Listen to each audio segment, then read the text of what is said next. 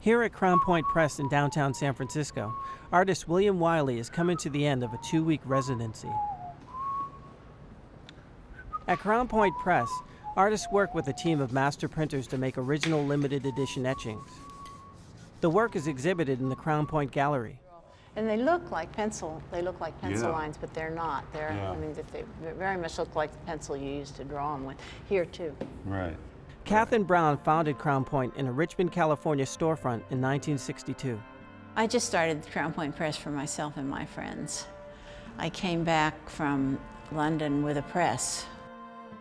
Etching, which is what I was really liked the best, and didn't seem to have very many followers. So I thought, well, I'll just build this thing and see what happens. Catherine has been advising artists and cultivating creativity for the past 45 years. In '77, I made a decision to go into publishing.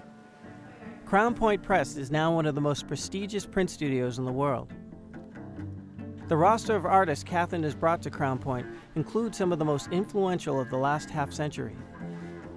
Among them, painters Nathan Oliveira, Robert Bechtel, and Chuck Close. Conceptual artists Tom Marioni, Saul Lewitt, and John Cage. How do you choose your artist is always the first question that people ask me when I give a lecture. I try to pick people that I think the work will still be known or still be alive, that people will still care about it 100 years from now. People can come here, anyone can come here who would like to, and just pull these things out and look at them. Catherine and Crown Point were in the right place at the right time. Two of her earliest collaborations were with Wayne Thiebaud and Richard Diebenkorn. The first thing I published was 41 etchings of Diebenkorn's, and then Wayne Thiebaud's Delights, which are both classic things now. This is an old print of Richard Diebenkorn's. He was going from figurative into abstract again. This is a soft ground print, which he actually put his fingerprints in. This is a print of etching of Wayne Thiebaud's that was done in 1988. This is a beautiful aquatint wash. This is something that you can really only do with etching. He's just physically hauled the tool across it, and it makes a different kind of mark. It's called Country City, and you can see it's a melding of the city and the country here.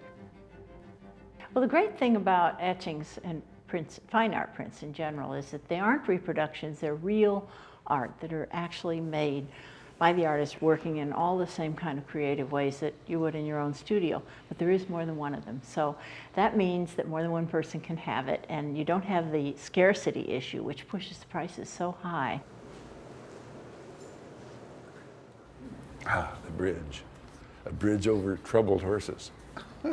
William Wiley, one of the leaders of the Bay Area figurative movement, has been coming to Crown Point Press since the 1970s. I think with Crown Point's reputation for being an absolutely top-notch place to work, it's a real privilege and honor to be invited, first of all, because you're being invited into a shop that's printed a lot of really interesting artists from our time period.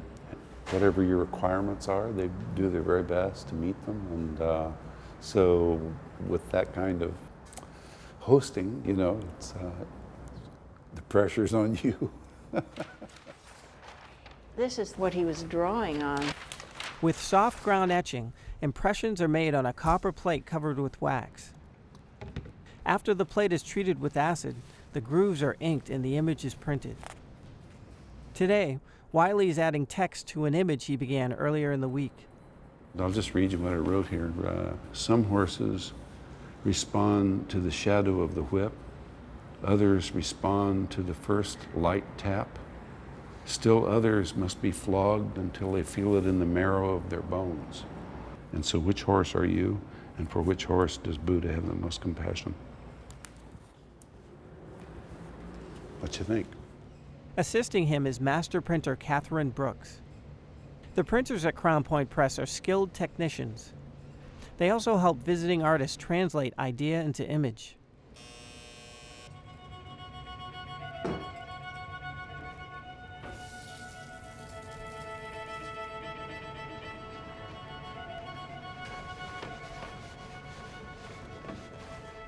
It's not a matter of taking away from them and doing the process for them. It's teaching them or guiding them or making them aware of all the possibilities and then letting them use it for their work.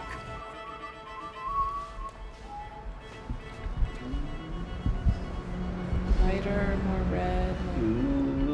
It is something the printers are very aware of this dance that happens when you're really helping somebody to do their work, and it's exciting.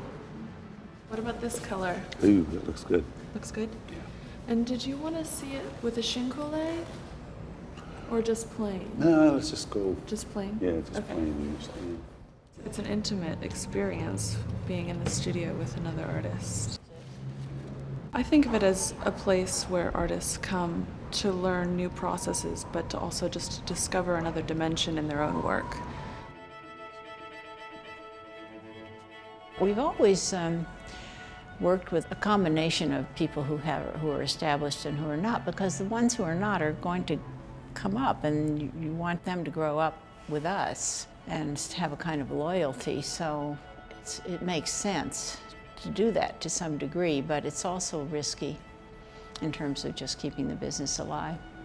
One of those up-and-coming artists is photographer John Chiara. He was invited to Crown Point this past fall, and his prints are currently on display in the gallery. I just jumped at the chance. It's just like, yeah, that sounds great. Of course I'll come here and do some gravures. It sounds great. And then I got nervous about it because I really, I've never done it before. I have like a solitary sort of process, And so, yeah, I think it was hard to adjust to like a collaboration. It's just embossed on there because we used that was a negative. We used white ink. And it's like, you can't see the white from straight on. It was good to work in a different medium. You have to like articulate your ideas in a different way. And so I think it becomes more clear like what your interests are. And then the second plate, this aura, happened, which I think... That happened by accident. Yeah.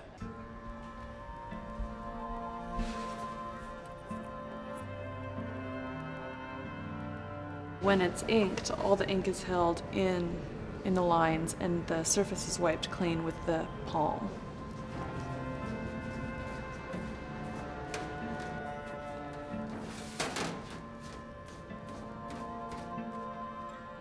I really love to get artists that have never worked with printmaking before, if I can. When they really are completely fresh, there's so much joy in it because there is a real alchemy. The first time it's printed, there's this wonderful look comes over their face. It is priceless, really. But also maybe, I like the way the blue and the green blend on that guy. Yeah. But I'm still not sure that I'm happy with the writing. Just the kind of clunky way it goes across there. I still might want to burnish that grass a little bit anyway, that loop on the end there. It might work. You might get it to work. I might be able to salvage the text. Fine. If you get it to work, great. But if you have the least doubt, Yeah. don't try to save it. No. If you don't like it. No. I try not to have too many thoughts of judgmental thoughts. I think you're putting the artist in a position to do their best work, and that's giving them a lot of freedom to take chances and stick their neck out.